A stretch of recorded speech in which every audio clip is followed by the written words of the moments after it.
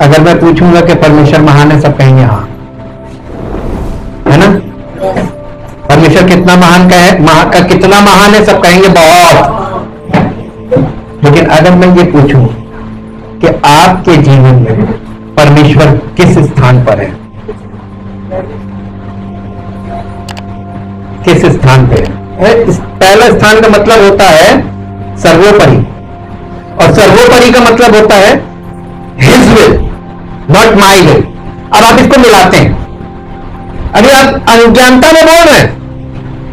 एक चीज आपको बताएंगे, हम लोग जब स्टडी के जिस स्तर पे आए हैं, इच्छा और भावना, अभी आपको यह नहीं मालूम है कि आपकी इच्छा और आपकी भावना, भावना एक ऐसी चीज है जो इच्छा के अकॉर्डिंग ही होती है, और आपकी भावना, एक एग्जांपल लेते, चलिए बाइबल चलते हैं, परमेश्वर के वचन को मेरे साथ खोल लीजिए, भजन संहिता 119 अध्याय, भजन संहिता 119 अध्याय का 165 वर्ष।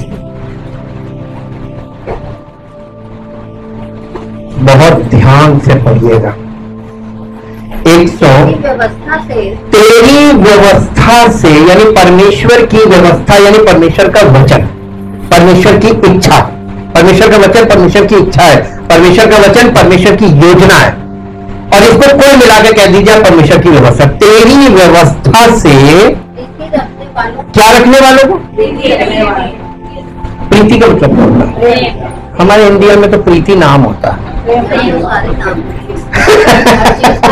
हर चीज में नाम रखा हुआ।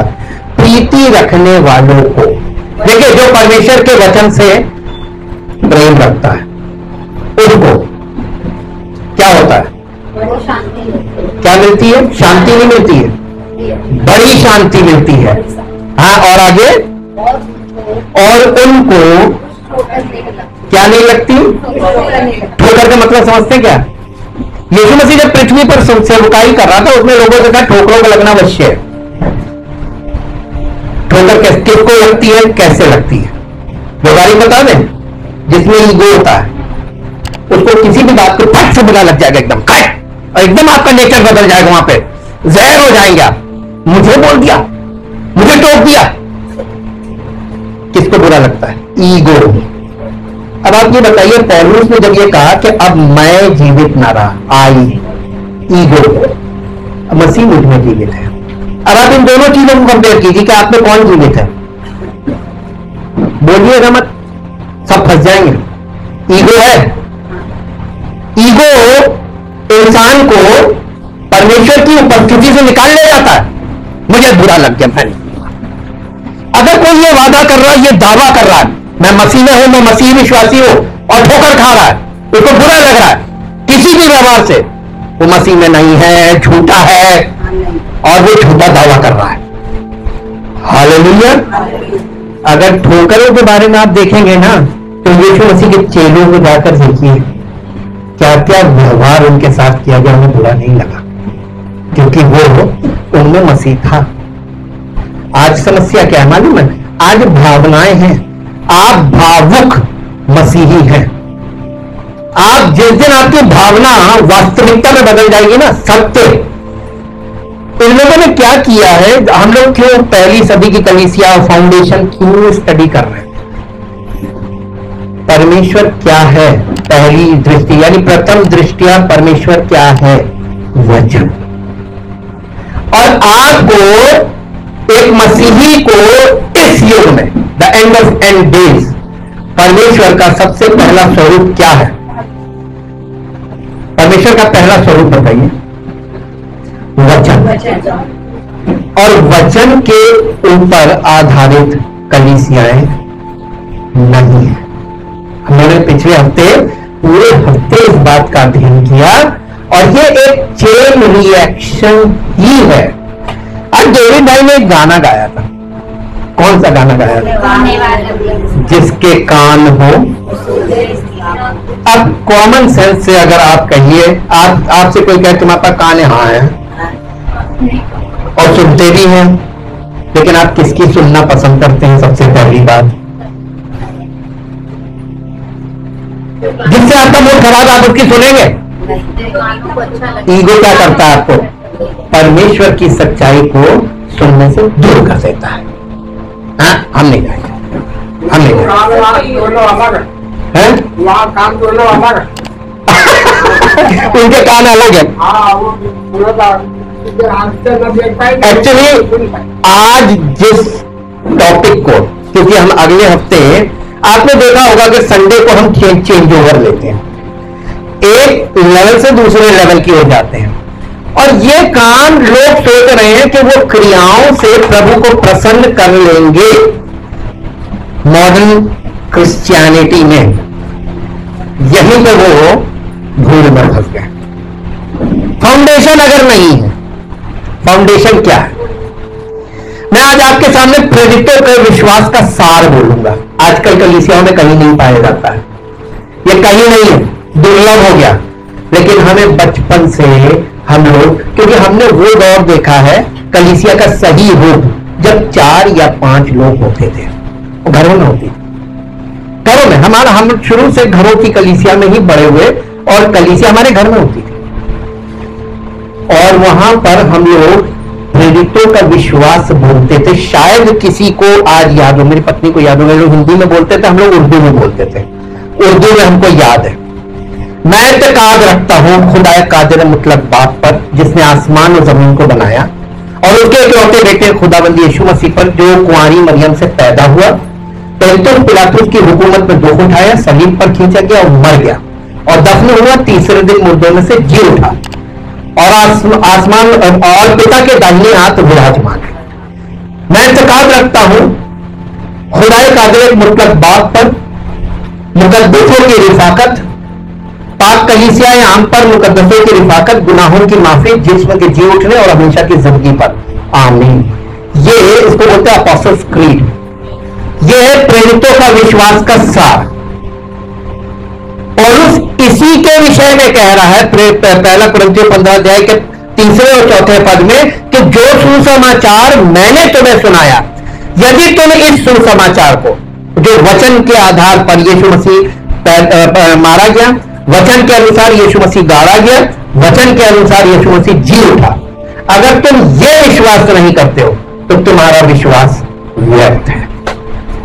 हमने अपोस्टल्स क्रीड आपके सामने बोली उर्दू में, और ये अपोस्टल्स क्रीड, इसमें कलीसिया पर विश्वास करना, कलीसिया की संगति में विश्वास करना, तब आप जी उठने और आगे की बातों पर यकीन आपका पक्का होगा और आप ग्रहण योग्य होंगे।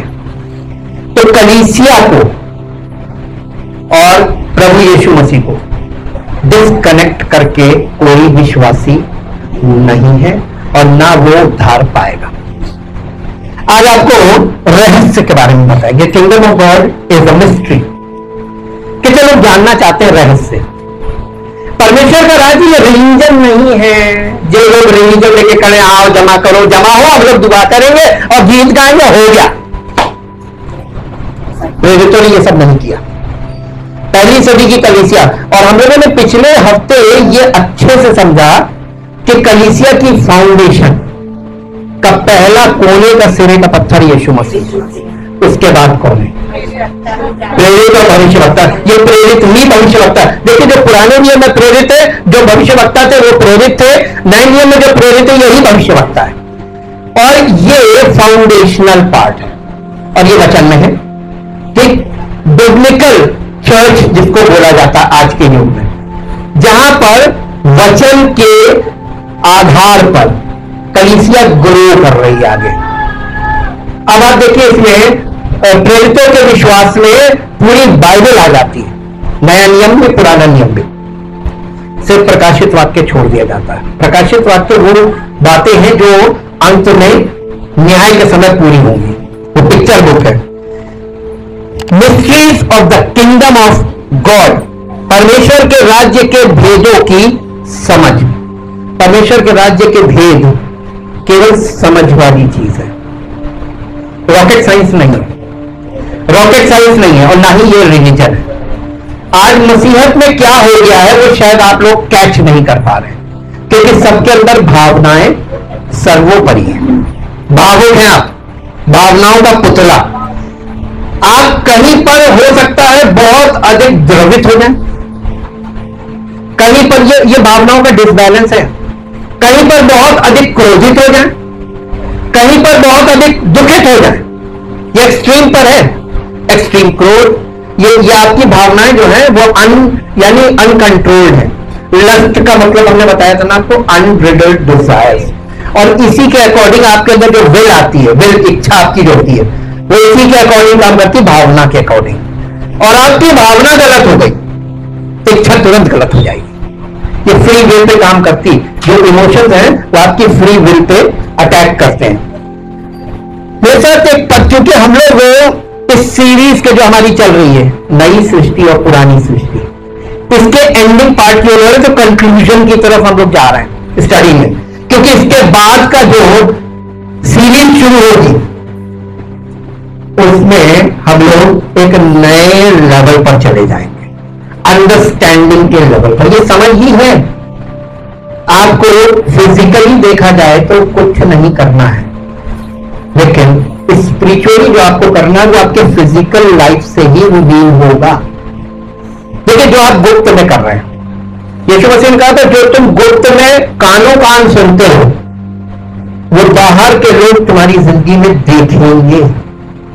तुम क्या सुनकर निकले हो कलीसिया से। अब आप ये बताइए, जो आप कलीसिया में सुनते हैं वहां क्या सुनते हैं?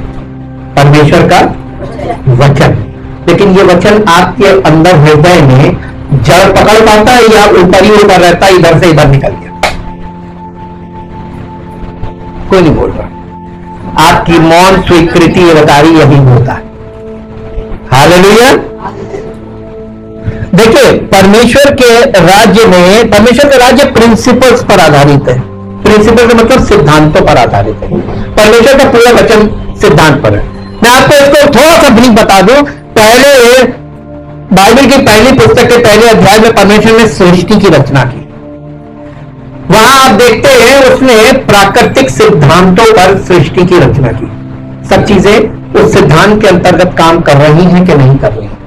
टिल टुडे, आज तक सूरज, चांद, तारे, पृथ्वी का घूमना, मौसम, एवरीथिंग, थर्मोडायनेमिक्स, ये सब बाइबल के उत्पत्ति 8 अध्याय के 22 पद से थर्मोडायनेमिक्स शुरू हुआ, जहां से मौसम, पृथ्वी का घूमना। लेकिन आप सृष्टि का जहां वर्णन है पहला अध्याय, तो वहां पर आप देखेंगे पुरानी सृष्टि है, तो वहां पर आप देखेंगे सुबह और शाम हो रही, रात और दिन नहीं है, एब्सेंट। लेकिन थर्मोडायनेमिक्स, जल प्रलय के बाद 8 अध्याय के 22 पद से पृथ्वी ने घूमना शुरू किया और पृथ्वी टिल्ट हो गई, टिल्ट हुई और टिल्ट होकर घूमना शुरू किया। इसी को थर्मोडायनेमिक्स बोलते हैं, फिजिक्स का सिद्धांत है। और इससे मौसम बनने लगे। आज क्या हो रहा है? जलवायु परिवर्तन। ये जलवायु परिवर्तन ये परमेश्वर के वचन के आधार पर, सृष्टि को उसने कहा था मैं रिन्यू करूंगा, और ये सृष्टि का रिन्यूअल चल रहा है। हर चीज घूमकर पूरा चक्र पूरा करके अपने वापस राइट फॉर्म में आ रही। लेकिन ये जो ट्रांजिशन है, जलवायु परिवर्तन, ये एक ट्रांजिशन पीरियड है और ये बहुत भयानक होगा। इस पृथ्वी पर से 1/3 लाइफ खत्म होगी इसी जलवायु परिवर्तन में। शायद आप लोग देख पा रहे हो न्यूज में, मुझे नहीं मालूम कि कोई न्यूज बहुत ध्यान से देखता होगा या अंडरस्टैंड करता होगा न्यूज को, क्योंकि आपको आपकी दुनिया आपकी इच्छा और भावना में घूमती। जहां आपका मन करेगा वहां आप जाएंगे, जहां आपका मन करेगा वहां आप, जिससे आप प्रसन्न होंगे उसकी सुनेंगे। परमेश्वर का वचन सुनना हर एक के बस की बात नहीं है, ये एक कटु सत्य है। इसको हम लोग आज देखेंगे। जैसा कि डेविड भाई गाना गा रहे थे, जिसके कान हो, ये किसने बोला था? ये बीज बोने वाले के दृष्टांत में उसने बोला था जिसके कान हो वो सुन ले। मैं सत्य पद निकालिए जो आपको मिलेगा मत्ती रचित सुसमाचार, मत्ती रचित सुसमाचार और उसका 13 अध्याय और 13 अध्याय का 12 पद। 13 अध्याय का 12 पद, क्योंकि जिसके पास है जिसके पास है उसे दिया जाएगा, उसे, दिया जाएगा। अब सबके कान खड़े होंगे, है क्या है और क्या दिया जाएगा? यही मिस्ट्री है। जिसके पास है उसे दिया जाएगा, और उसके पास बहुत होता और उसके पास है। क्या चीज ऐसी है जिसके पास है उसे दिया जाएगा, उसके पास बहुत हो जाएगा, और नहीं है तो जो है वो भी ले लिया जाएगा। देखो कितने आराम से सबने रटी रटाई बोली बोल दी। वचन, वचन ये समझ है किसके पास? आप बताइए, वचन की समझ किसके पास है? अब आगे लाइन पे कितनी जल्दी इंसान कूदने लगा। रिलीजन क्या करता मालूम है? किताब को पढ़ने के बाद रिलीजन, आदमी अपने आप को रिलीजियस मानता। हाँ ये तो हम करते हैं, ये तो हम तो विश्वासी हैं, हमसे बड़ा कोई विश्वासी हो ही नहीं सकता। विश्वास परखा जाता है, परखा जाता है मतलब परिस्थितियों में परमेश्वर आपको डाल देगा, अब फिर आपकी प्रतिक्रिया दूर से देखेगा। हमने आपको शुरू में ही बताया था परमेश्वर पॉजिटिवली भी काम करता है, नेगेटिवली भी काम करता है। परमेश्वर देकर भी परखता है और लेकर भी परखता है। आपको जब देता है तो नारे लगते हैं यीशु मसीह की जय, और जब आपके साथ कोई दुर्घटना या कुछ होता जो ले लेता है उस समय कुड़कुड़ाते हैं, रोते हैं, आंसू बहाते। क्यों? होना तुम भावनाओं का पुतला, ये भावनाएं हैं।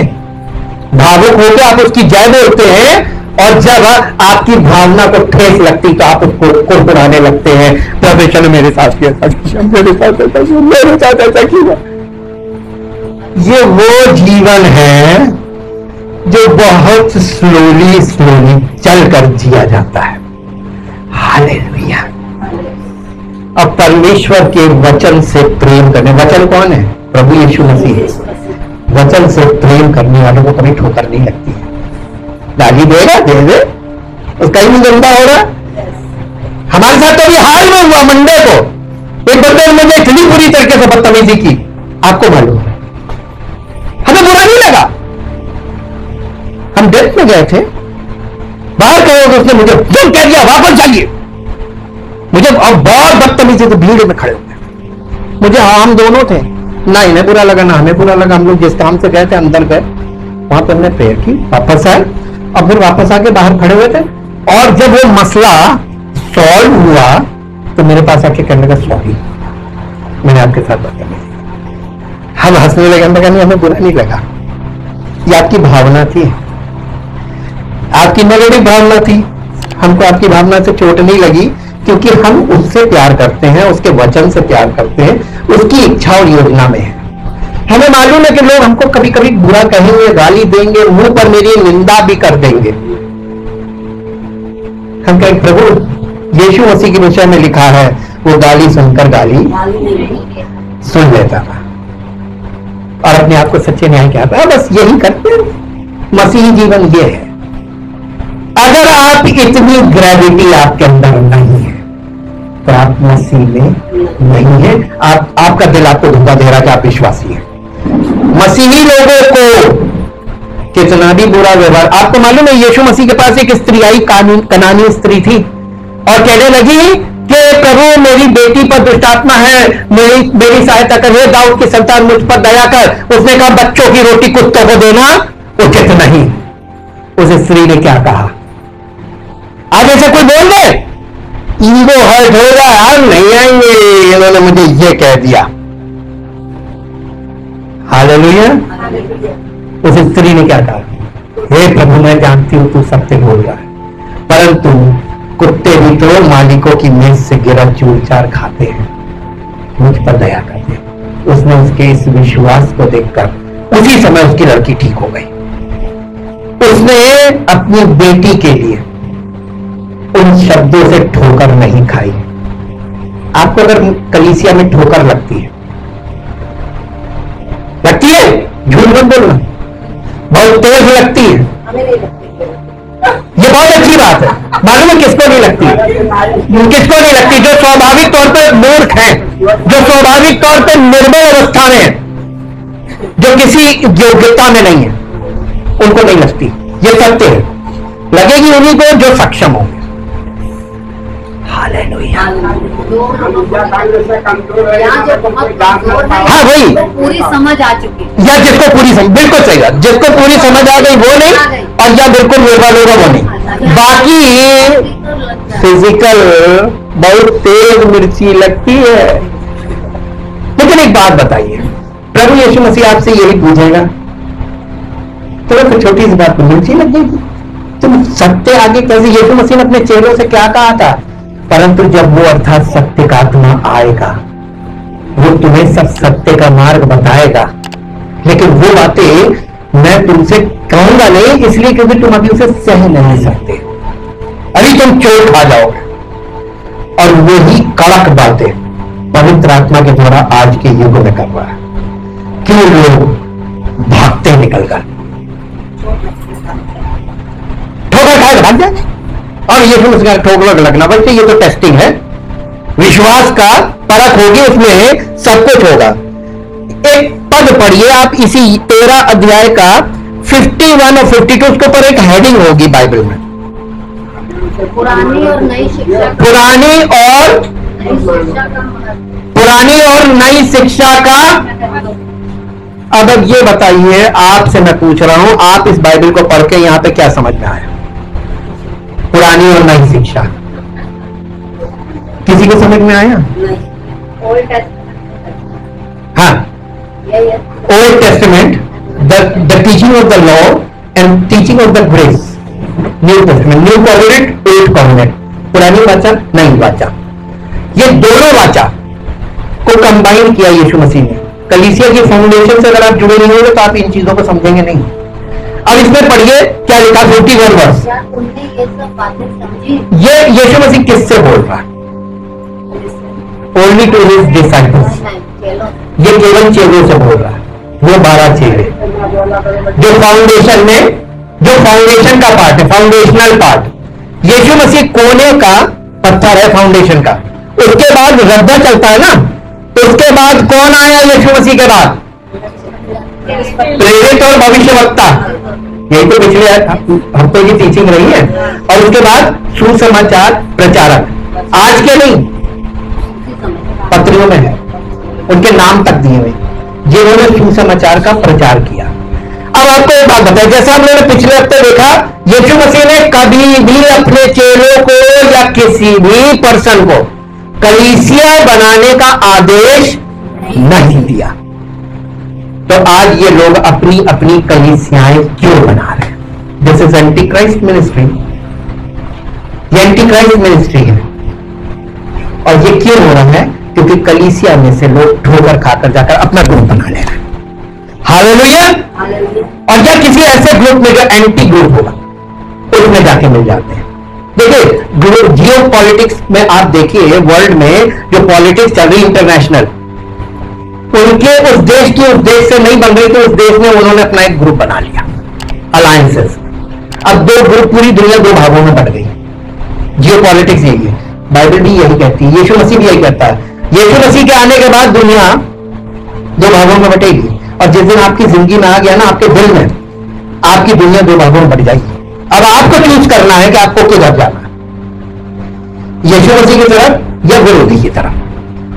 यह हर मसीही विश्वासी का स्वतंत्र यानी फ्री विल पर डिपेंड करता है। यहां पर कोई दबाव काम नहीं करता है और करेगा भी नहीं। अब आप देखिए, इसमें यीशु मसीह ने अपने 12 प्रेरितों से क्या कहा? उसने उनसे कहा, इसलिए हर एक शास्त्री जो स्वर्ग के राज्य का चेला बना है, जो स्वर्ग के राज्य का चेला बना है, उस गृहस्थ के समान है। हाँ, नहीं, इसका 51 वर्ष पढ़िए। क्या तुमने ये सब बातें समझी? ये यीशु मसीह अपने 12 प्रेरितों से पूछा, क्या तुमने ये सब बातें समझी? उन्होंने उससे कहा हाँ। उसने उनसे कहा इसलिए हर एक शास्त्री जो स्वर्ग के राज्य का चेला बना है, जो स्वर्ग के राज्य का चेला बना है, उस गृहस्थ के समान उस गृहस्थ के समान है, जो अपने भंडार से जो अपने भंडार से नई और पुरानी वस्तु निकालता है। नई और पुरानी वस्तुएं निकालता है। यीशु मसीह का जो भंडारी है, कलीसिया में जो फाउंडेशनल पार्ट है, चेलों के विषय में, भविष्यवक्ता और चेले, ये वो लोग थे जिन्होंने यीशु मसीह के, परमेश्वर के राज्य के भेदों में जो यीशु मसीह समझा रहा था वो समझ गए थे। आजकल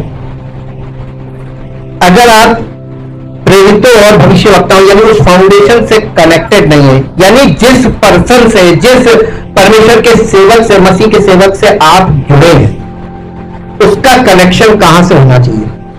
फाउंडेशन से। एक तरफ वो फाउंडेशन, देखिए यीशु मसीह से डायरेक्ट कनेक्शन नहीं है, उसके बाद वो कोने के सिरे रखता है, फाउंडेशन में आप समझिए।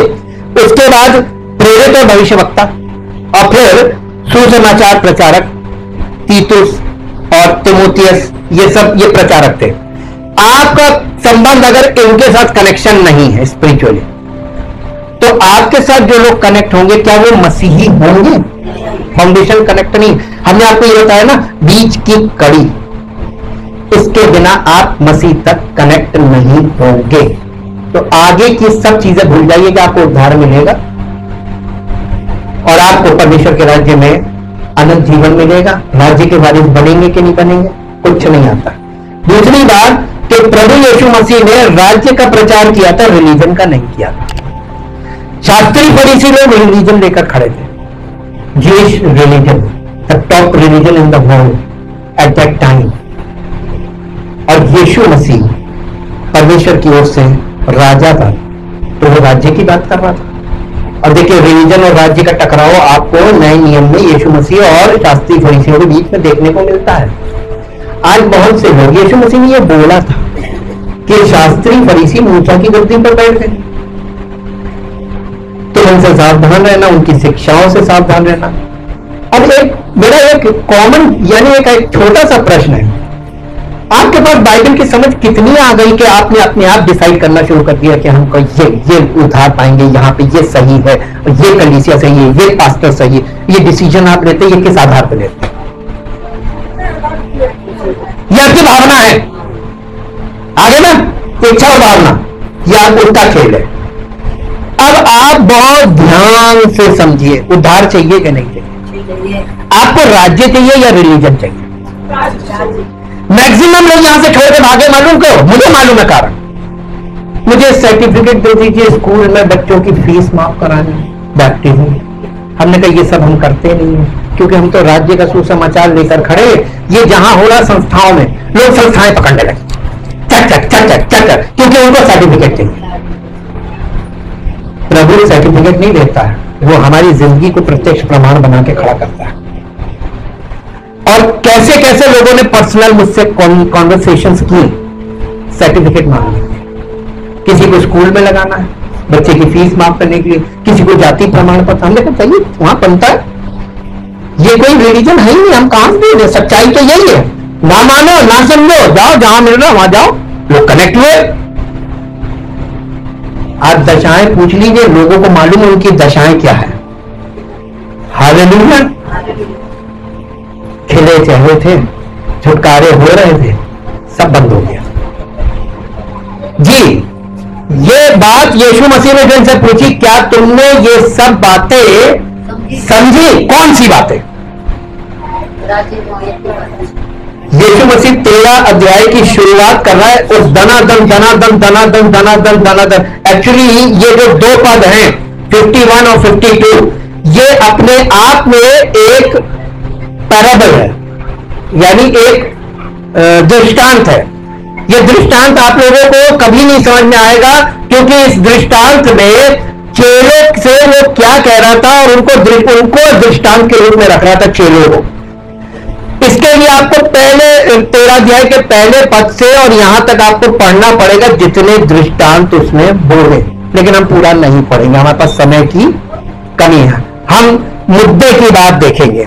अब इसका 12 पद फिर से पढ़िए, 13 अध्याय का 12 पद। यहां पे 10 पद में 10 पद से पढ़िए।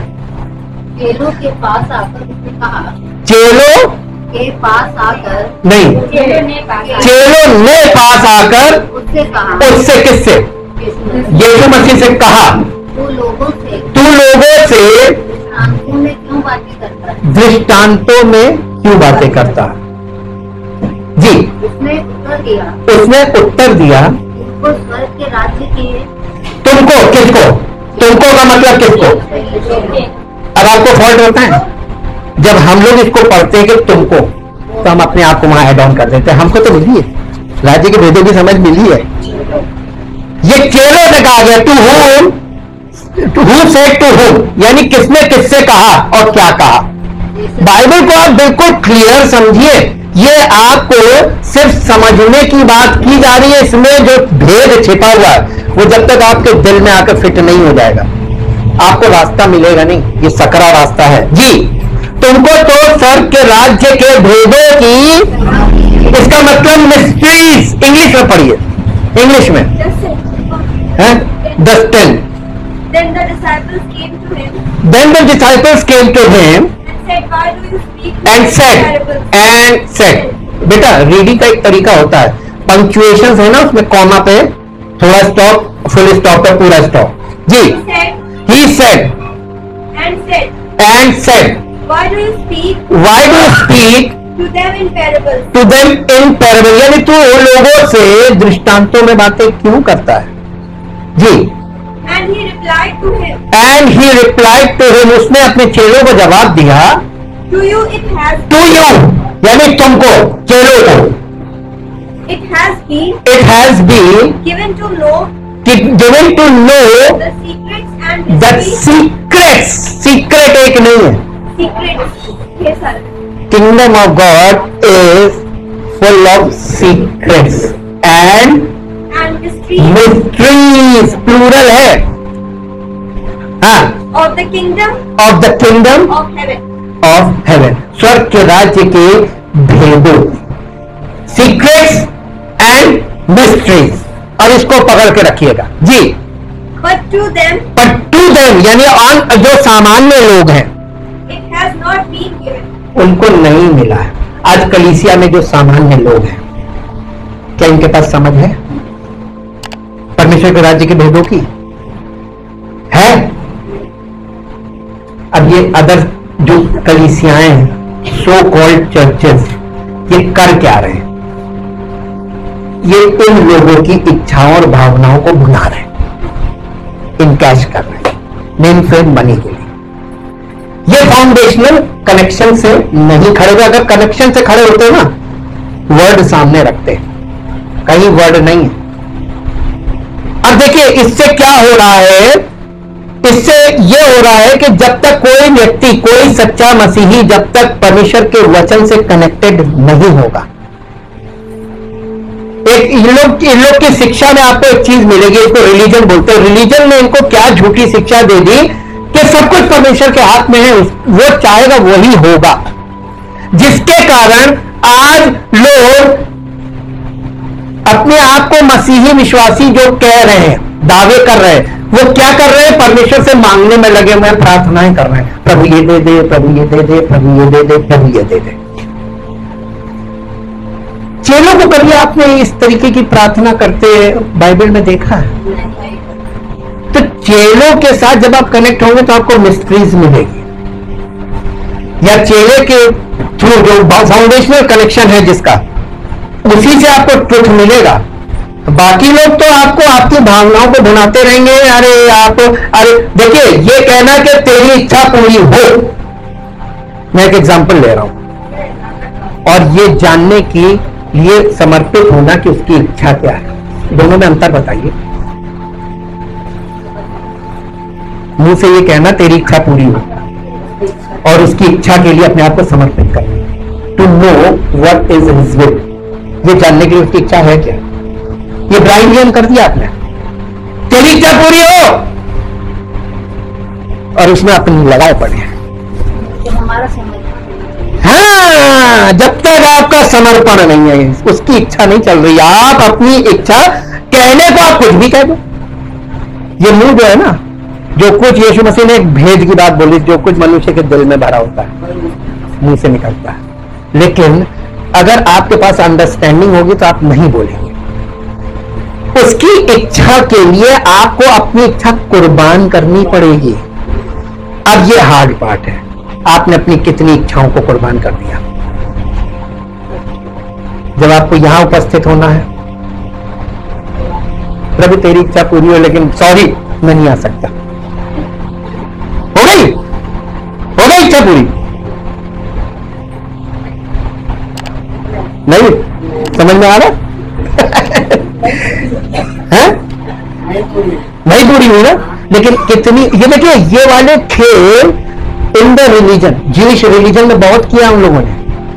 तभी तो परमेश्वर ने एक ऐसा रास्ता बनाया, सकरा मार्ग बनाया कि इन लोगों ने सारी जिंदगी वो भावनाओं का खेल खेला। ये जब मुश्किल में होते थे प्रभु प्रभु करने लगते थे, पश्चाताप भी करने लगते थे, और जैसे ही छुटकारा होता था और जरा सा रिलैक्स होते थे फिर तुरंत इधर उधर इधर उधर इधर उधर इधर उधर 3-5 करने लगते थे। तो परमेश्वर ये 1500 वर्ष का एक्सपीरियंस रख के हमसे बात कर रहा है। Old testament is the experience of God. Hallelujah. और ये झूठे शिक्षक आपको वहां ले जाकर सिर्फ ये कर दे, प्रभु देखो आशीष देगा, जो तुम उसकी आराधना करोगे तुम्हें आशीष देगा, वो तुमको एक वर्ष पे फंसा रहे हैं। वो पूरा चैप्टर पढ़ोगे तब पता चलेगा ये केवल यहूदियों के लिए एप्लीकेबल है, हमारे लिए नहीं है। हम तो नई वाचा के अंतर्गत आते हैं। हालेलुया। चलिए ये इसको इंग्लिश में पढ़ दीजिए। 12th। And he replied to him, To you it has been given to know the secrets and mysteries of the kingdom of heaven. But to them it has not been given. यानी लोगों को ये नहीं मिली है, ये वरदान नहीं मिला, लेकिन तुमको ये वरदान मिला है। चेलों को बोल रहा था। आगे पढ़िए। For whoever has spiritual knowledge to him will more be given, and he will be furnished richly. He will be furnished richly. Furnished का मतलब क्या होता है? पूरी तरह ना। फर्निश का मतलब नहीं मालूम है। जब आप बिल्डिंग बनाते हैं, फर्निशिंग्स में आता है डेकोरेशन, कर्टेन्स, पेंटिंग्स, साज सज्जा, हाँ फुल्ली फर्निश्ड, कंप्लीट। हाँ इंटीरियर्स जो है, जब आप किसी घर के वो गृह प्रवेश में जाते हैं, वो फुल्ली फर्निश्ड होने के बाद ही होता है ना। ये उसकी बात कर रहा है। जब तक आपका भीतरी मनुष्यत्व फुली फर्निश्ड नहीं होगा, ये कह रहा था। जिसका फर्निश्ड होना शुरू होगा उसको और मिलेगा, ताकि वो फुली फर्निश्ड हो जाए। और जिसका शुरू भी नहीं करेगा उसका वही रहेगा, जो है वो भी गया, उसको कुछ नहीं मिलेगा। अब आप ये बताइए, बंद गोली में उसने कितनी भयानक चीजें बोली। ये रहस्य पवित्र आत्मा के द्वारा इन रहस्य को खोलने का उसने वादा किया था। कलीसिया को वो खोल रहा है, लेकिन आप झेल पाएंगे इसके? देखिए क्या चीज यहां पर इंपॉर्टेंट है, कीवर्ड्स। इसके लिए आपको फिर 9 पद पे जाना पड़ेगा। 9th verse. He who has ears to hear, let him be listening, and let him consider, and perceive, and नहीं, कॉम्प्रीहेंड का मतलब होता है, कॉम्प्रीहेंड का मतलब क्या होता है मालूम है? परसीव का मतलब, या कॉम्प्रीहेंड का मतलब,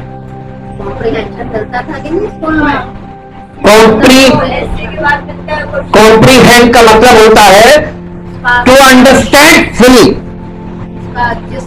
हाँ पूरी तरीके से उस चीज को नहीं, उस चीज को पूरी तरीके से समझकर प्राप्त कर लेना, समझ के साथ प्राप्त कर लेना। अभी मैंने आपके सामने अपोस्टल्स क्रीड बोला उर्दू में, उर्दू थी। मैं इत्तेकाद रखता हूं, मतलब होता मैं विश्वास करता हूं। और क्योंकि हम लोग के बचपन में हमारे घर में उर्दू बहुत चलती थी, उर्दू और इंग्लिश। हिंदी हम लोगों ने बाद में, हिंदी में बड़ी प्रॉब्लम्स भी हमने फेस की, लेकिन हमने हिंदी पर भी बहुत जय पाई। देखिए ये हमारा विश्वास, आज के एक मसीही का विश्वास, ये दुर्लभ चीज है। ये इतनी आसानी से आपको अवेलेबल हो जाए और आपको मिल जाए तो मुझे बता दीजिएगा, क्योंकि मेरे पास तो परख है, मैं आपको खट से बता दूंगा ये रॉन्ग है, ये गलत है। और शायद आपको तकलीफ भी हो, कहते मैं गलत चुनाव कर रहा हूं। भाई आपके चुनाव को मैं नहीं बोल रहा हूं, लेकिन जो चीज है मसीहत के विषय में मैं आपको ट्रुथ बता सकता हूं, ये गलत है। जो गलत है सो गलत है, और गलत करने वाले को परमेश्वर क्या अंजाम तक पहुंचाएगा, आप भी उस अंजाम में निपटेंगे। इससे अच्छा है कि आप इस बात को या तो एक्सेप्ट कर लो और या फिर आप अपनी मर्जी पूरी कर लो, दो ही बातें हैं जी। ये इसमें देखिए यीशु मसीह क्या कह रहा, अभी उन्होंने क्या गाना गाया, जिसके कान हो है, जिसकी आंख हो। आप कह रहे हैं हमारे पास कान भी है, हमारे पास आंख भी है, कॉम्प्रीहेंशन है आपके पास, समझ है, यही तो आपका माइनस पॉइंट है, इसी को तो बुलाया जा रहा है। देखिए मेरे साथ एक पद निकालिए जो आपको मिलेगा, गिनती की पुस्तक में आइए, गिनती की पुस्तक में, थोड़ा हिस्ट्री देखनी पड़ेगी इस विषय में, गिनती की पुस्तक और उसका 12 अध्याय, पहला दूसरा पद पढ़िए, गिनती 12 अध्याय उसका पहला, एक मिनट ऊपर हेडिंग पढ़िएगा, मूसा की श्रेष्ठता का प्रमाण। अब देखिएगा यहाँ बहुत ध्यान से सुनिएगा और इसको ये समझिएगा कि हम लोगों के लिए, कलीसिया के लोगों के लिए एग्जाम्पल रखा हुआ पुराने नियम में, पिक्चर रही है। मूसा ने कूशी का मतलब मालूम है, कूश देश जो है वो अफ्रीका कॉन्टिनेंट है, ठीक है, अफ्रीकन कॉन्टिनेंट को पुरानी बिब्लिकल में उस समय में उसको कूश देश बोला जाता था। ये जो सुलेमान बादशाह था उसके पास कूश की यानी कूश की रानी, शीबा की रानी जो थी वो कूश से आई थी, कूश यानी अफ्रीकन, वो अफ्रीकन कॉन्टिनेंट में। और ये अफ्रीकन लोग आज ये भी दाऊद के वंश में माने जाते हैं, और आप देखिएगा बड़े रिदमिक होते हैं, ये जो रिदम वाले बाजे बजाते हैं, कॉन्गो बोंगो ये सब वहीं से निकला है। और देखिए कैसे ये इनकी बॉडी में रिदम होता है बहुत रिदमिक होते हैं ये, क्योंकि दाऊद के वंश के माने जाते हैं, सुलेमान से। अब ये कूशी स्त्री से, एक अफ्रीकन लेडी से मूसा ने विवाह कर लिया, और यही तो मुद्दा बन गया। वो दूसरे कंट्री की थी ना, यानी दूसरे रिलीजन से, दूसरे कॉन्टिनेंट से, दूसरी लैंग्वेज से। आजकल के लोग, वो जमाने के लोग बिल्कुल बर्दाश्त नहीं कर सकते, out of the way marriage कर ली। मूसा तो परमेश्वर का चुना हुआ व्यक्ति था, और परमेश्वर का लाडला कह लीजिए, मैं अपनी भाषा में उसको कहता हूं, परमेश्वर का लाडला था, और उसने क्या विवाह करके गुनाह कर दिया। अब आगे पढ़िए। इसलिए मरियम और हारून, मरियम यहां पे जो मरियम है ये मूसा की बहन है, और हारून जो उसका बड़ा भाई है, ये दोनों बड़े थे, बहन भी बड़ी थी, भाई भी बड़ा था, मूसा छोटा था जी। उस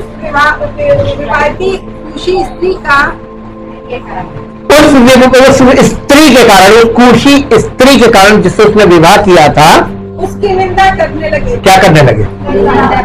ठोकर लग गई, बुराई करने लगे। अब बुराई करके क्या बुराई कर रहे हैं, तो बहुत ध्यान से पढ़िएगा। उन्होंने कहा क्या यहोवा ने केवल सिर्फ मूसा से बात की, हमसे बात नहीं की। यही कलीसियाओं में होता है, हमसे नहीं तो परमेश्वर बात करता, हम भी तो पवित्र आत्मा इंग्लिश थोड़ी ना बोलता है। बहुत ध्यान दीजिएगा, ऑफेंड, ये ऑफेंड हो गए ना, ठोकर लग गई। अब ये आपस में क्या बुराई कर रहे हैं? क्या परमेश्वर ने मूसा ही से बातें की, हमसे बातें नहीं की? क्या उसने हमसे बातें नहीं? हाँ आगे, उनकी ये बात यहोवा को उनकी ये बात यहोवा ने सुनी। मूसा तो पृथ्वी भर के, देखिए उनकी ये बात, जब वो आपस में ये वाली बात कर रहे थे, who is the silent listener? Our Lord, our God is always the silent listener. To every conversation. पहले घरों में एक वो लिख के लगा होता था, मसीही घरों में, याद होगा मसीही लोगों को, he is the head of my house, he is the silent listener of every conversation and he is, वो हमारे साथ खाने में भी शामिल होता है, भोजन में, स्पिरिचुअली वो हमारे साथ मौजूद होता है, इसलिए हम उसका धन्यवाद करके खाते हैं। ठीक, ये प्रिंसिपल्स हैं थे, और आज ये प्रिंसिपल्स मिट गए। आज कलीसियाओं में कुछ नहीं है, कोई सत्य में कोई फाउंडेशन नहीं, कोई वचन नहीं, ये सब अपने मन के प्रचार कर रहे हैं, मन मुताबिक प्रचार कर रहे हैं, जिससे लोगों को आकर्षित करके उनको बांध के रखा जाए। ये मसीहत नहीं है। यहां यीशु मसीह वही फाउंडेशंस की बात कर रहा था जी। अब क्या हुआ, फिर क्या हुआ आगे? मूसा पृथ्वी भर के रहने वाले सब मनुष्यों से बहुत अधिक नम्र स्वभाव का था। मूसा का नम्र स्वभाव, पृथ्वी भर में एक व्यक्ति परमेश्वर को मिला था। आप ये बताइए, उस जमाने में जब पूरी पृथ्वी पर एक व्यक्ति मिला, आज के युग में एक भी नहीं, एक भी नहीं। इसीलिए प्रभु यीशु मसीह ने कलीसिया की फाउंडेशन से कनेक्शन बनाने वाले को ही रखा है, वही सही होगा, बाकी सब गलत हो जाएंगे। आगे पढ़िए। इसलिए यहोवा ने एकाएक अचानक से मूसा और हारून और मरियम से कहा, निकल कर आओ, तीनों निकल के आओ। अभी मूसा को नहीं मालूम है हुआ क्या, ही डोंट नो क्या हुआ, ये परमेश्वर को मालूम था केवल। तुम तीनों निकल कर मिलाप वाले तंबू पे आओ। ये मूसा के वो समय का, मूसा का तंबू की बात हो रही है, उस जमाने की बात है जी। वो तब वे तीनों निकल आए। तब यहोवा ने बादल के खंभे में उतर कर, देखिए ये हम आपको बता देते फिजिकली ये कौन सी जगह है।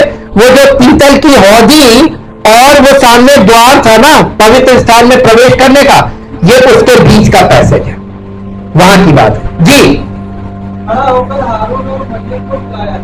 खड़े होकर हारून और मरियम को बुलाया, अतः वे दोनों उसके पास निकल आए। तब यहोवा ने कहा, मेरी बातें सुनो, यदि तुम में कोई नबी हो, profit,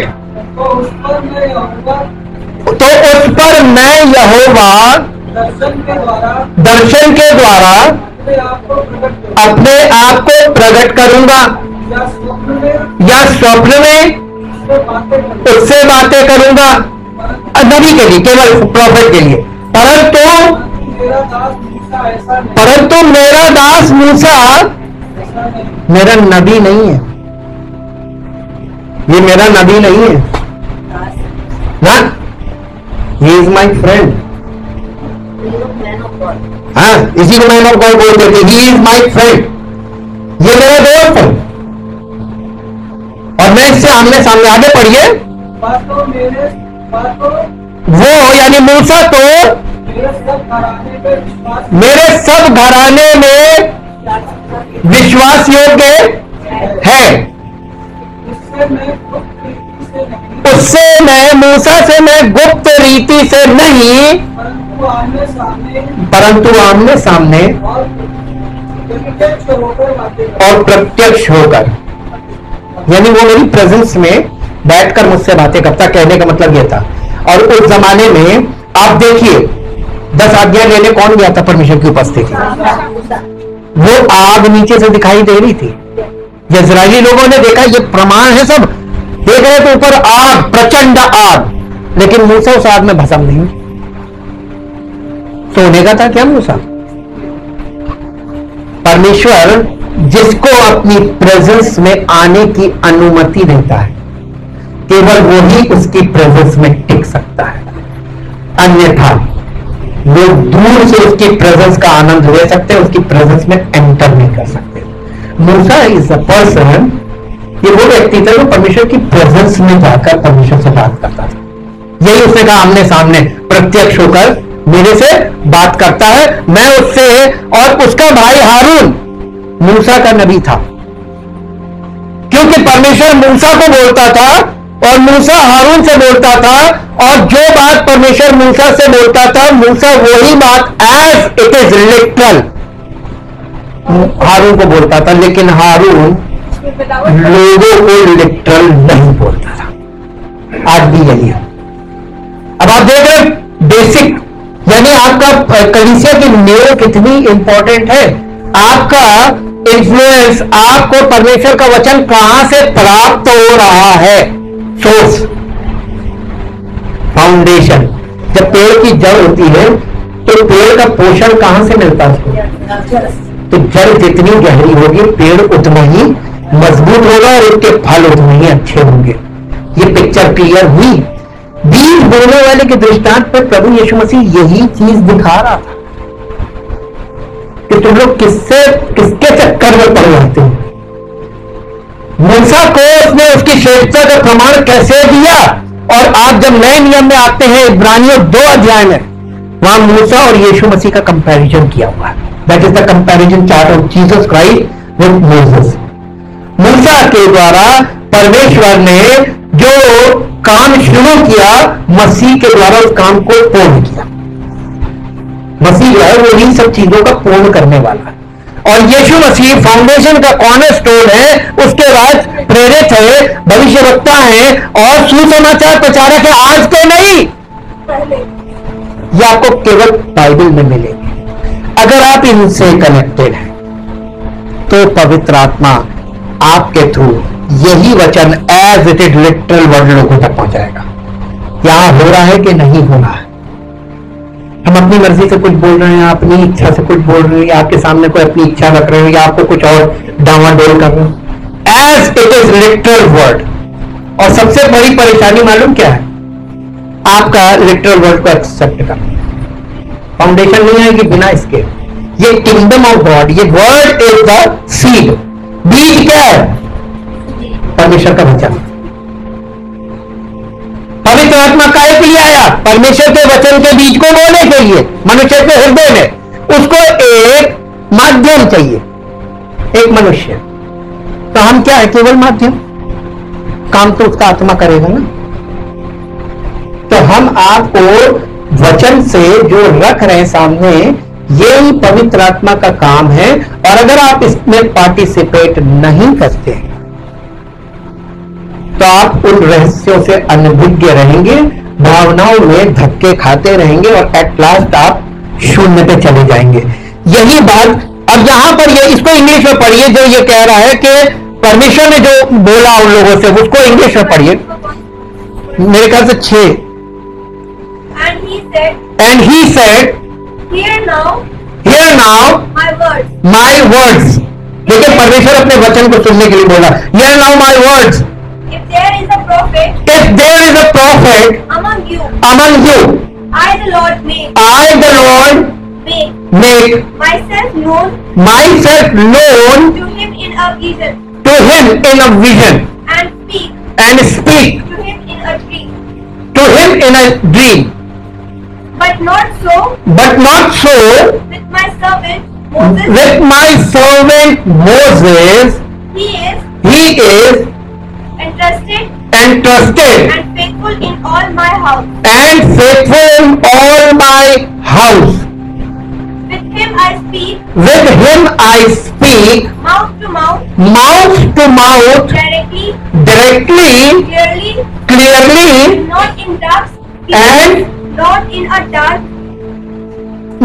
in a dark speeches, and he beholds, behold के बाद एक्सक्लेमेशन मार्क आता हमेशा। behold का मतलब है I have your attention please, कृपया ध्यान दें इस पॉइंट पर। जहां जहां बाइबल में behold आता है हिंदी में देखो, उसके बाद एक्सक्लेमेशन मार्क यानी ठहर जाओ, स्टॉप एंड गिव अटेंशन। जी, the form of the Lord, the form of the Lord, यानी मूसा जो है परमेश्वर के उस आत्मिक स्वरूप को निहारता था, उसकी उपस्थिति को। जी, Why then were you not afraid why then you were not afraid to speak against to speak against my servant Moses? my servant Moses? And the anger of the Lord And the anger of the Lord was was kindled kindled against them, against them, and he is departed. and he is departed. और वो बादल का जो खंभा था वो चला गया और मरियम के माथे पे कोड़ फूट गया। मरियम एक्चुअली प्रोफेटस थी, ये भविष्यवक्ता थी, भविष्यवक्ता। और क्योंकि ये मूसा की सुनती थी और दूसरों को बताती थी, महिलाओं को, तो मूसा की बातें सुनने वाला व्यक्ति और उसको आगे बोलने वाला वो प्रॉफिट होता था। यानी परमेश्वर की ओरिजिनल बात आप तक पहुंचे और आप उसको जब किसी और को बोले, then you are a prophet. Hallelujah. यीशु मसीह के चेले क्या थे? They are prophet. ये प्रॉफिट थे और उन्होंने परमेश्वर के राज्य के बारे में जो पत्रियों में खोला है, कि विशेषकर पौलुस में, वेरी मार्वलस पर्सन, उसको नए नियम का मूसा बोला गया, वेरी इंटेलिजेंट। और पवित्र आत्मा ने तो उसको इतना जबरदस्त इंटेलिजेंट बना दिया था कि उसने जो भेद खोले हैं, काश आपके दिलों में वो भेद खुल सके। प्रयास तो है, बाकी आप पर डिपेंड करता है। देखिए, हम बच्चों, जब स्कूल में बच्चे को एक टीचर एक क्लास को तैयार करती है एग्जामिनेशन के लिए, 40, 50, 60 बच्चों को, तो उसका भरोसा बच्चों पर नहीं हो सकता, क्योंकि हर बच्चे का आउटपुट अलग है, हर बच्चे की समझ अलग है, हर बच्चे की कैपेसिटी अलग है। तो ये सब बच्चे पे डिपेंड करता है कि कौन कितने पानी में है, वैसे ही उसका रिजल्ट आता है। ठीक वैसे ही मसीही जीवन में कौन कितने पानी में, यानी विश्वास। अब आप एक बात बताइए, बीज परमेश्वर का वचन है और बीज आपके दिल में जाता है। जब परमेश्वर का वचन आपके दिल में जाता है तो क्या पैदा करता है? विश्वास कैसे पैदा होता है? पढ़ने से या सुनने से? ये डेंजरस चीज है। सुनना एक बहुत डेंजरस क्रिया है। अब आप कहेंगे, जो फिर आपने डरा दिया। यीशु मसीह ने प्रश्न किया, तुम कैसे सुनते हो और किसकी सुनते हो? आपके सुनने पे बड़ा क्वेश्चन मार्क है कि आप किसकी सुन रहे हैं और किस दृष्टिकोण से सुन रहे हैं। आपका सुनने का, अगर आप गलत व्यक्ति, एक गलत दृष्टिकोण वाले व्यक्ति को आप सुन रहे हैं, तो आप क्या कर रहे हैं? प्रॉफिटेबल होगा। और अगर आप सही व्यक्ति को सुन रहे हैं लेकिन आप गलत ढंग से उसको अंडरस्टैंड कर रहे हैं, गलत दृष्टिकोण में उसको रिसीव कर रहे हैं, तो क्या होगा? सेम वही होगा जो उधर हो। तो दोनों ही क्रियाएं, दोनों तरफ से आपको नुकसान पहुंचेगी। तो आप, अगर यीशु मसीह खड़े होकर मान लीजिए प्रचार कर रहा है स्वयं, तो सुनने वालों की प्रतिक्रियाएं कई प्रकार की होंगी कि नहीं? अब कलीसिया में वो कर क्या रहा है? जितने सही होंगे वो उसकी उस कलीसिया के भाग बन जाएंगे जो वो यूनिवर्सली बना रहा है। ये स्पिरिचुअल पार्ट वो अभी कोई देख नहीं सकता, उसको आप डायरेक्ट कनेक्ट हो जाएंगे। लेकिन जो नहीं उस चीज पे, उस लेवल पे होंगे, बॉर्न अगेन नहीं होंगे, उसको यीशु मसीह उनको ग्रहण नहीं करेगा स्पिरिचुअली, वो कलीसिया में तो रहेंगे फिजिकली, लेकिन स्पिरिचुअली वो एक्सेप्टेड नहीं होंगे। यही बात वो यहाँ पे बता रहा था कि परमेश्वर का राज्य एक रहस्य है। वो रहस्य कैसा है? ठीक ऐसे ही sowing and reaping, this is the principle of the kingdom of God. जैसे बीज को बोया जाता है, फिर वो ग्रो होती है, उसमें फिर खाद पानी करने के लिए बंधन नियुक्त किया जाता है, सिंचाई, गुड़ाई, निराई, ये सब। और जब वो फलवंत होता है तो वो बीज फलवंत होने का, पेड़ बनेगा, फल देगा, तब वो जाके उसके फल इस बात का प्रमाण होंगे कि ये सही भूमि थी। उसने इसीलिए 4 प्रकार की भूमि या 4 प्रकार के हार्ट्स बताए। बीज परमेश्वर का वचन है। फिर उसने जमीन दाना, गेहूं का दाना बताया। यानी मसीह के राज्य में 2 प्रकार के बीज काम कर रहे होंगे। एक ड्यूटी शिक्षा भी चल रही होगी पैरेलल, तो ये 2 प्रकार के बीज एक साथ चलेंगे। संसार में आप देख लीजिए, सब कुछ एज इट इज है। ये रहस्य वो उतारा था। और तब उसने 51 पद में अपने चेलों से पूछा, क्या तुम इन बातों को समझे, सारे दृष्टांतों को समझे? उनका हाँ, समझ गए। अब आप ये बताइए, आज कलीसिया इन बातों को कैसे सीख सकती है जब तक कि फाउंडेशन से कनेक्शन ना हो? जो आपके बीच में खड़ा हुआ है उसका कनेक्शन अगर फाउंडेशनल पार्ट से नहीं होगा तो वो आगे उन चीजों को नहीं बढ़ाएगा एज इट इज। तो मसीह का काम होगा। यीशु मसीह ने एक दृष्टांत बता दिया था और उस दृष्टांत पे उसने बता दिया था कि ये सिचुएशन पृथ्वी पर चल रही है और तुम लोग इसको समझो। ये अपने चेलों को बता रहा था एक्चुअली, और बाइबल में लिखित है और पवित्र आत्मा के द्वारा आज हम इन्हीं बातों को समझते हैं और यहां से हम ये देख सकते हैं कि आज क्या हो रहा है संसार में। मेरे साथ एक पद निकालिए, मत्ती रचित सुसमाचार उसका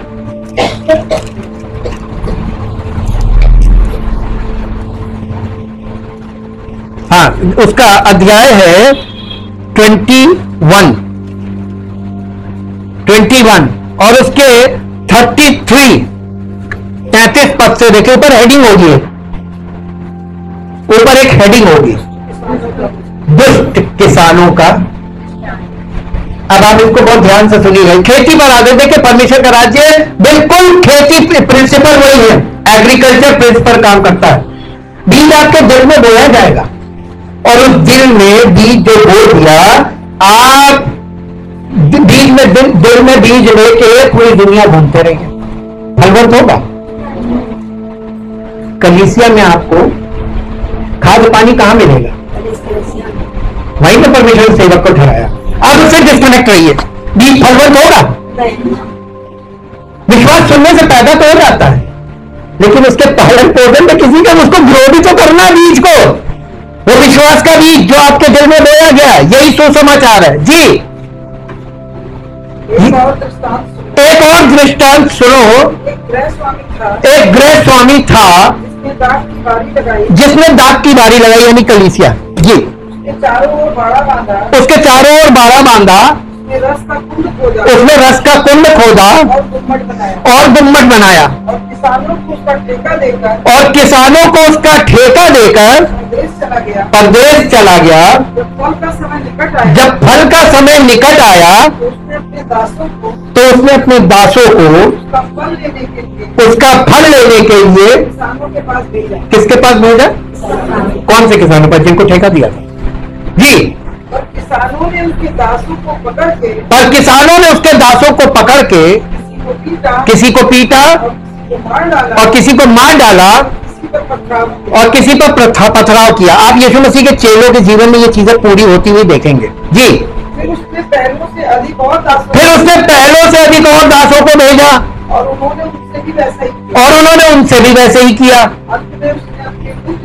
अंत में उसने अपने पुत्र को उनके पास ये सोचकर भेजा कि वे मेरे पुत्र का आदर करेंगे। परंतु किसानों ने, अब आप यहां पर किसान किसको समझ रहे हैं? ये रिलीजियस लीडर्स है, रिलीजियस टीचर्स, ये वो है जी। किसानों ने उसके पुत्र को देखकर आपस में कहा, ये तो वारिस है, आओ इसे मार डालें और इसकी मीरास ले लें। अतः उन्होंने उसे पकड़ा दाख की बारी से बाहर निकालकर मार डाला। देखिए वो उसने फाटक के बाहर उठाया, यरूशलेम के फाटक के बाहर। उस जमाने में सिटी का फाटक होते थे, 4 फाटक होते थे और वो बाउंड्री होती थी। उससे बाहर, ये जो उससे बाहर यरूशलेम जिस पर्वत पर है, उसके बगल में एक पर्वत था, वो गोलगत्ता कहते हैं, वहां पर उसे मार डाला जी। इसलिए जब दाख की बारी का स्वामी आएगा तो किसानों के साथ क्या करेगा? तो उनके अब कब आएगा? देखिए इसी में सेकंड कमिंग आ गई है। अब सोचिए कि दाख की बारी का वो जो वारिस था वो आएगा, मालिक, तो उन किसानों के साथ क्या करेगा? उन्होंने उससे कहा वो उन बुरे लोगों को पूरी रीति से, ये उनका अंत दिखा दिया गया है जो आज गलत तरीके से मसीहत को खराब कर रहे हैं।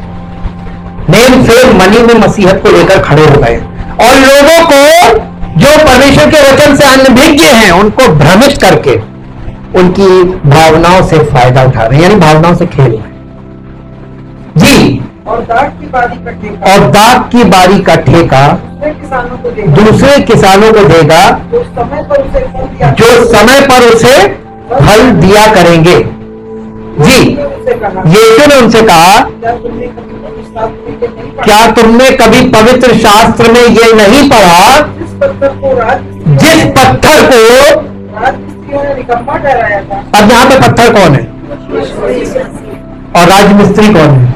Religious leaders. जिस पत्थर को राजमिस्त्रियों ने निकम्मा ठहराया वही कोने के सिरे का पत्थर है। वही है। ये रिलीजियस लोगों के लिए निकम्मा है, काम नहीं करता, और ये बिल्कुल फैक्ट है।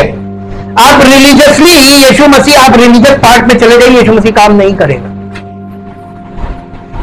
वो, क्योंकि फाउंडेशन है।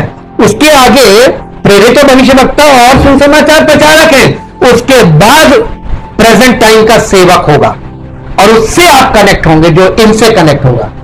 तब आपको यीशु मसीह, तब उसकी सामर्थ आपके जीवन में प्रकट होगी, तब आपके जीवन में उद्धार का काम होगा, तब आपको जीवन में वो अनुभव मिलेगा जो दुर्लभ है। मसीही जीवन का सच्चा अनुभव दुर्लभ है। देखिए लोग आजकल किस तरीके से भ्रमित हैं, किसी का नौकरी पा जाना, किसी का चंदाई पा जाना, किसी का कुछ भी पा जाना, लोग खड़े होकर दवाई देते प्रभु ने कर देना। ये स्वाभाविक है, ये स्वाभाविक है। जो लोग कलीसिया से जुड़े नहीं उनके एक्सीडेंट होते ठीक हो जाते, बीमारियां भी ठीक हो जाती हैं। आजकल मेडिकल साइंस से बहुत से चमत्कार हो रहे हैं, आप उसको यीशु मसीह को कह दीजिए। ये जो हीलिंग वाला पार्ट लोगों ने, आज हीलिंग मीटिंग करेंगे, आपको प्रभु चंदा करेगा, ये गलत है। यीशु मसीह ने, आप पूरी बाइबल में पढ़ के देख लीजिएगा, मैं बिब्लिकल बेस्ड हूं इसलिए वहीं से बात करता हूं।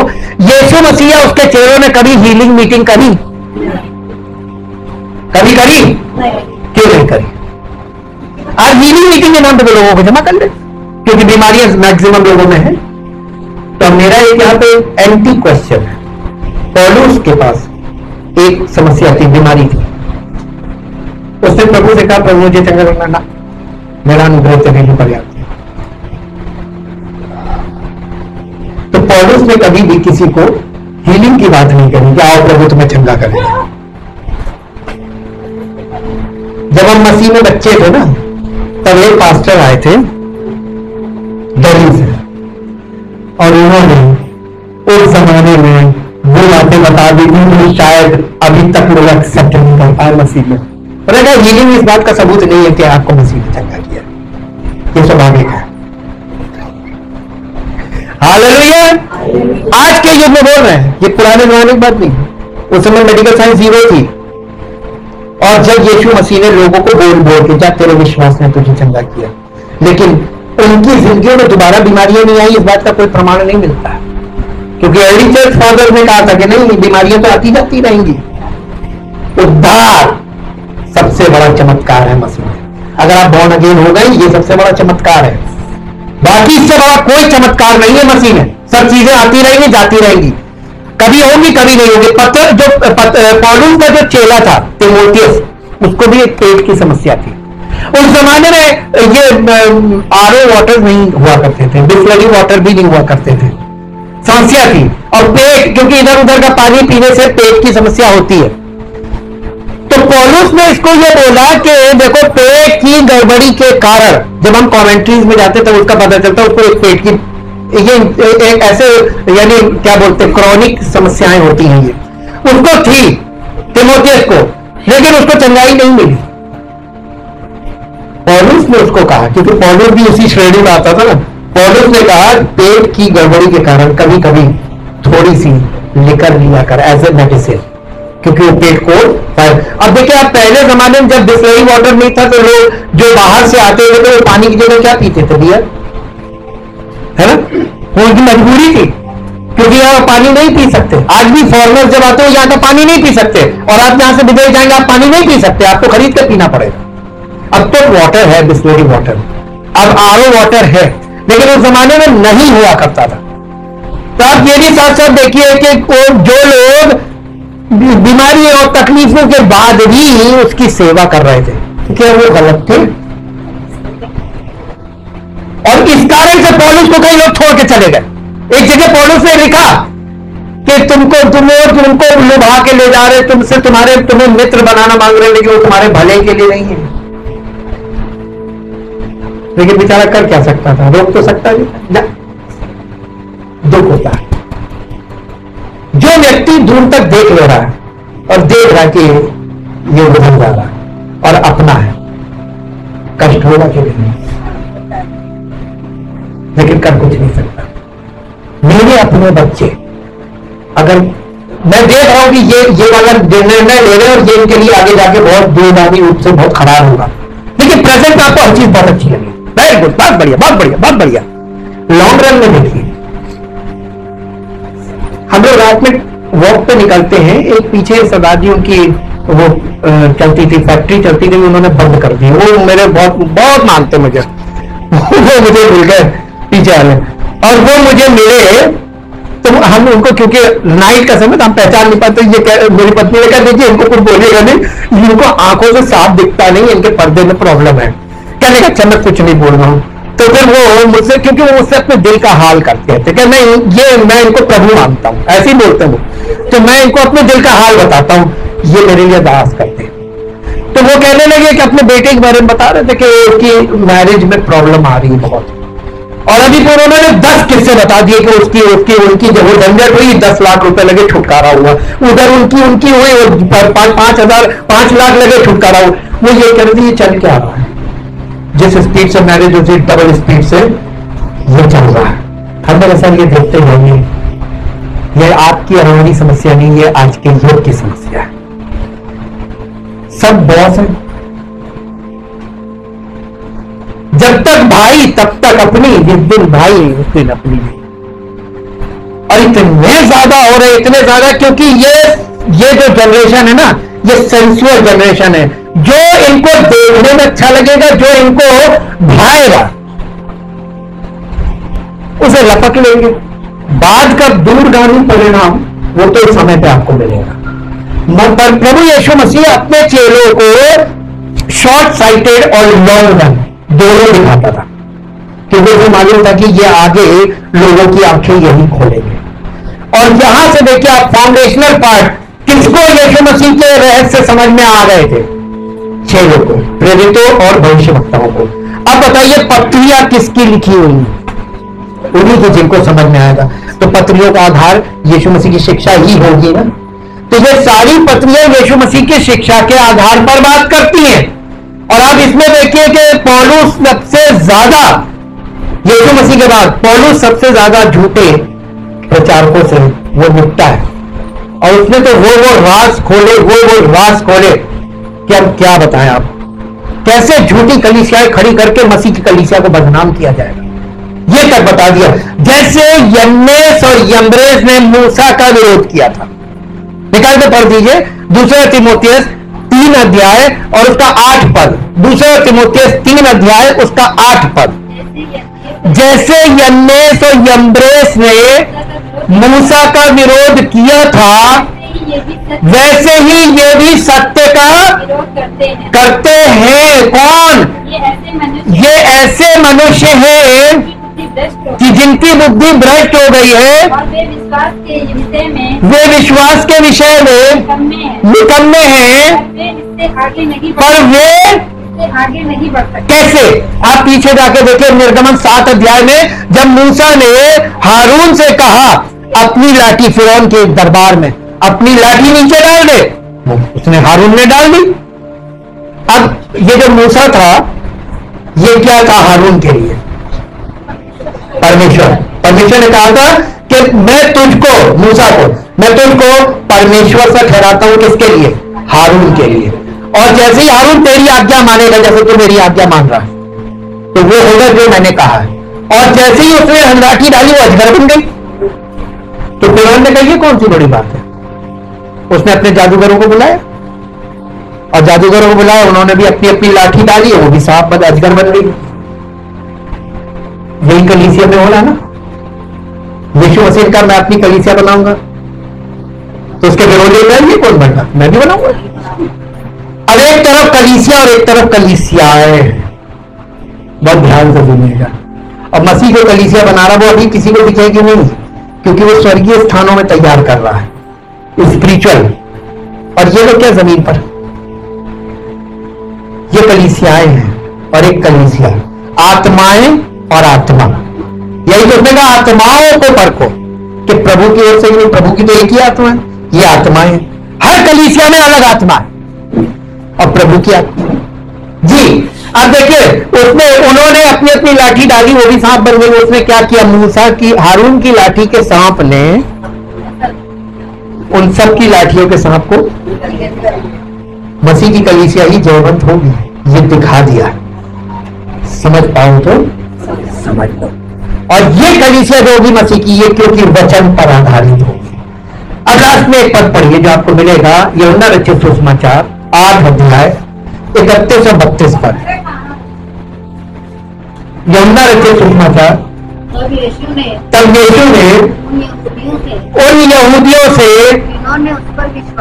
जिन्होंने उस पर विश्वास किया था कहा, अगर तुम मेरे वचन में बने रहोगे तो सचमुच मेरे चेले ठहरोगे। बेटा और तुम सत्य को जानोगे। और सत्य तुम्हें स्वतंत्र करेगा। कब सत्य को जानोगे? फिर से पढ़िए। यदि तुम मेरे वचन में बने, यदि तुम, अगर तुम, ये देखिए, अगर करने के जब बोला जा रहा ना, तो ये दुर्लभ चीज है। ये अगर आप पॉसिबल होगा, आप कर पाए तो, यदि तुम मेरे वचन में बने रहोगे तो सचमुच मेरे चेले ठहरोगे। और जब तुम मेरे चेले ठहरोगे तब तुम सत्य को जानोगे। इसका मतलब स्वतंत्रता तब मिलेगी जब आप सत्य को जानेंगे। और सत्य यानी सत्य बनाना, परमेश्वर का वचन लिखित रूप में सत्य है, और प्रभु यीशु मसीह स्वयं सत्य है। He is truth. और पवित्र आत्मा क्या है? सत्य का आत्मा। सत्य का आत्मा सत्य के लिए काम करेगा। Thank you, thank you, thank you, thank you, thank you, thank you, thank you, thank you, thank you. क्या आप सत्य की आत्मा के अनुसार चलने के लिए और उसको सुनने के लिए तैयार है? यदि किसी के कान हो तो वो सुन ले, यानी सुनने की क्षमता की बात की गई। अगर आपकी सुनने की क्षमता है तो आपको प्रभु बहुत ज्यादा प्रकाशन देगा और उनके द्वारा आपका मार्गदर्शन करेगा। यदि आपके सुनने की क्षमता नहीं है तो आपको प्रकाशन नहीं मिलेगा। Thank you, thank you, thank you Lord. जितने लोग प्रभु के वचन को सुनने की क्षमता अभी आपके पास जो है और ज्यादा आपको चाहिए ताकि और ज्यादा प्रकाशन मिले। अगर आप इस क्षमता को बढ़ाने के लिए तैयार हैं, सुनने की क्षमता, वो अपने स्थान पर खड़े हों और प्रभु की ओर से आपकी क्षमता बढ़ाई जाएगी ताकि आप ज्यादा से ज्यादा सुनकर ज्यादा विश्वास को बढ़ाएं। और जैसे जैसे आपका विश्वास बढ़ेगा वैसे वैसे आपके जीवन में छुटकारा का काम बढ़ता जाएगा। धन्यवाद, धन्यवाद, धन्यवाद, धन्यवाद। जिन्हें महान समर्थी परमेश्वर आपका हृदय से धन्यवाद करते हैं आपके पवित्र वचनों के लिए और आपके पवित्र वचनों के द्वारा जो रहस्य आप पवित्र आत्मा के द्वारा हमारे बीच में खोलते हैं ताकि प्रभु हमारी सुनने की क्षमता, वचन को सुनने की क्षमता बढ़े। और जैसे जैसे हमारी सुनने की क्षमता बढ़ती है वैसे वैसे हमारा विश्वास बढ़ता है। और जैसे जैसे हमारा विश्वास बढ़ता है आप हमें अपने प्रकाशनों के द्वारा हमारी अगुवाई करते हैं ताकि प्रभु हम सबका जीवन उस महिमा को प्रकट करे जो आपके द्वारा हमारे जीवन से प्रकट आप करना चाहते हैं, ताकि हम सबका जीवन आपकी महिमा का कारण बने, आगे महिमा आपको मिले। इस प्रार्थना को प्रभु यीशु मसीह के जीवित पवित्र समर्थी नाम से मांगते हैं, आमीन।